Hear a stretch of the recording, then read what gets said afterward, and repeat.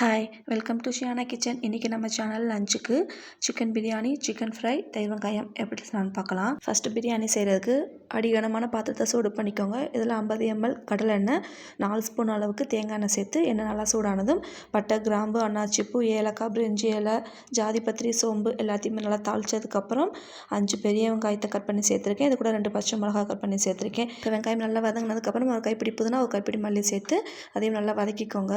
15 சின்ன வெங்காயம், கொஞ்சம் புதினா, ஒரு பச்சை மிளகாய் அரைச்ச பேஸ்ட்டையும் இதில் சேர்த்து அதோட பச்சை வாசனை போகிற அளவுக்கு நல்லா வதக்கினதுக்கப்புறம் 3 தக்காளி சேர்த்து தக்காளி நல்லா வதங்கினதுக்கப்புறம் இஞ்சி பூண்டு பேஸ்ட்டு சேர்த்துக்கலாம். 5 ஸ்பூன் அளவுக்கு இஞ்சி பூண்டு பேஸ்ட்டு சேர்த்துருக்கேன். சேர்த்து அதோட பச்சை வாசனை போகிற அளவுக்கு நல்லா வதக்கி எடுத்துக்கோங்க.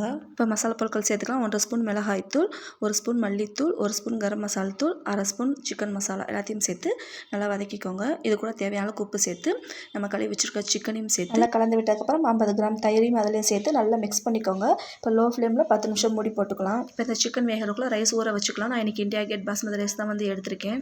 2-3 தடவை நல்லா கழுவிட்டு 20 நிமிஷம் ஊற வச்சுக்கோங்க. இப்போ அரிசி ஊறதுக்குள்ள தண்ணி நம்ம ஹீட் பண்ணிக்கலாம். இப்போ சிக்கன் நல்லா வெந்துருச்சு. நம்ம அரிசி தண்ணி வடிகட்டி அதையும் சேர்த்து 2 நிமிஷம் நல்லா கலந்து விட்டதுக்கப்புறம் நம்ம கொதிக்க வச்ச தண்ணியும் இதில் சேர்த்துக்கோங்க. எந்த அளவுக்கு அரிசி எடுத்துருக்கணும் அதே அளவுக்கு தண்ணி சேர்த்துருக்கேன். நான் இன்னும் கொஞ்சம் உப்பு சேர்த்துக்கிறேன். சேர்த்துட்டு ஒரு அரை எலுமிச்சம்பழத்தோட சாறும் சேர்த்து நல்லா கலந்து விட்டுட்டு தண்ணி ட்ரை ஆகி அந்த அரிசி வேகிற அளவுக்கு மூடி போட்டுக்கலாம். அடிக்கடி கலந்து விட்டுக்கிட்டே இருங்க. அப்போ தான் அடி பிடிக்காமல் இருக்கும். தண்ணியோட அளவு எப்பவுமே நான் எந்த பவுலில் அரிசி அளந்து எடுத்துருக்கேனோ அதே பவுலில் தண்ணி கொதிக்க வச்சு சேர்த்துப்பேன். என்னோட அளவு எப்பவுமே இதுதான். அப்போ தான் சாதம் உடையாமல் உதிரி உதிரியாக இருக்கும். சீரக சம்பா அரிசிக்கு செய்யும்போது இதே மெத்தட் தான். இப்போ தண்ணி நல்லா ட்ரை ஆகிடுச்சு. மேலே 2 ஸ்பூன் நெய் சேர்த்து தம் போட்டுக்கலாம். 10 நிமிஷம் ஹை ஃப்ளேமில், 10 நிமிஷம் லோ ஃப்ளேமில் வச்சு இறக்கிக்கலாம். பாருங்கள் சாதம் எவ்வளோ உதிரி உதிரியாக இருக்குன்னு.